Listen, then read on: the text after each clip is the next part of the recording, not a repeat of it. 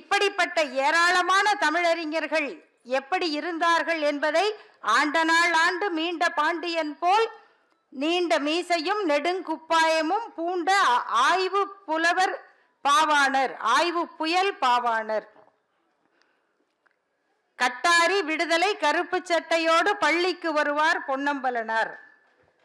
இப்படி கவிஞர், நான் இதை அப்படி வேற பக்கம் போயிரும். ஐயா முருகு சுந்தரம் அவர்கள் பாவேந்தரோடு பல்லாண்டுகள் வாழ்ந்து அவருடைய நினைவுகளை தொகுத்த ஐயா முருகு சுந்தரம் அவர்கள் எழுதினார்கள். இந்த தமிழ் குடும்பங்கள் என்பவை அப்படி உணர்வால் இணைந்தவை என்பதை இங்கு ஐயா நன்னன் அவர்களுடைய துணைவியாரும் அவருடைய மகள்கள் வேண்மாள் அவ்வை ஆகியோர் முன்வரிசையிலே உட்கார்ந்திருக்கிறார்கள்.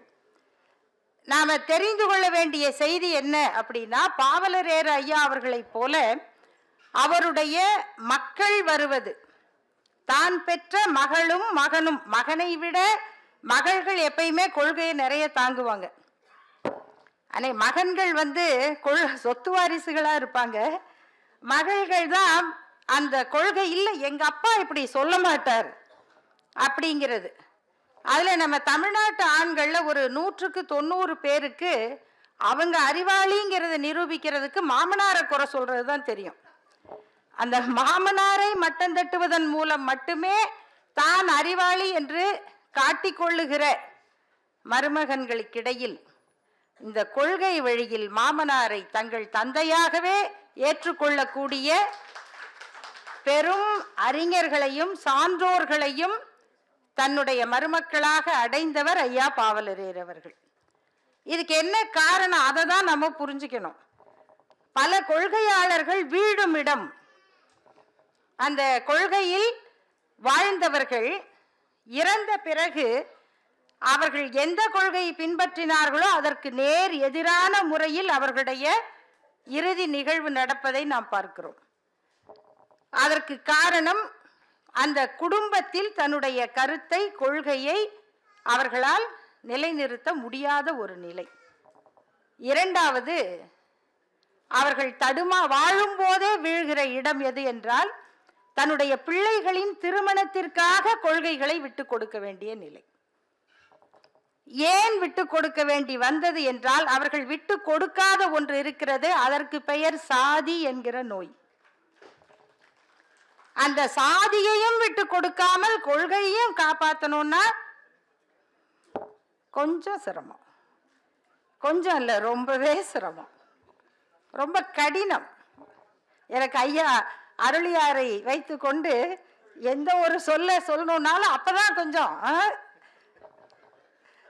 ஆசிரியர் இருக்கிறார் அப்படிங்கிற மாதிரி அச்சமாக இருக்கும். அதனால இயல்பாக மக்களுக்கு புரிந்த சொற்களை பயன்படுத்தினால் கூட அதை நம்மளை திருத்திக்கிறதுக்கு ஒரு உரைகள் மாதிரி இதுதான், அது நம்மை செம்மைப்படுத்தும் செழுமைப்படுத்தும்ங்கிறதுனால நான் அதை மகிழ்ச்சியோட தான் சொல்றேன், அச்சத்தோட இல்லை. அது ஒரு கடினமான செயலாக இருக்கும். அப்ப தன்னுடைய மகனுக்கோ அல்லது மகளுக்கோ முதல்ல அவங்கவுங்களுக்கான மாப்பிள்ளையோ பொண்ணையோ பார்த்துக்கிற அறிவை அவங்களுக்கே கொடுத்து வளர்க்கறது தான் நல்லது. இனி என்ன, யார் ஏற்பாடு பண்ணாலும் சிக்கல் உண்டுதான். நல்லா அமைந்தால் மகிழ்ச்சி, இல்லைன்னா அது அவங்களா பார்த்துக்கிட்டதுங்கிற ஒரு நிறைவாவது இருக்கும்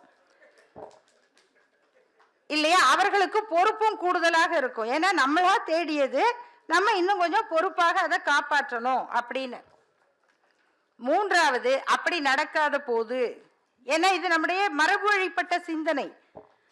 தந்தை பெரியார் அவர்களே என்ன சொன்னார்கள்னா, எனக்கு ஒரு பெண் இருந்திருந்தால் அதை நான் மீனாம்பாள் சிவராஜுடைய மகனுக்கோ அல்லது சத்தியவாணி முத்துடைய மகனுக்கோ திருமணம் செய்து கொடுத்திருப்பேன்.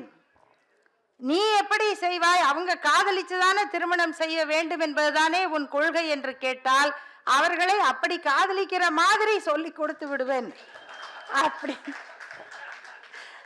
என்று பேசி இருக்கிறார். அப்போ அதுல என்ன அடிப்படை கருத்துன்னா, நீங்கள் தேடுகிற உங்கள் வீட்டுக்கு வருகிற மருமகளையோ மருமகனையோ கொள்கை வழியில் தேடினால் குழப்பம் இருக்காது. அப்படி கொள்கையோடு இணைந்த குடும்பம்தான் ஐயா பாவலரேறு அவர்கள்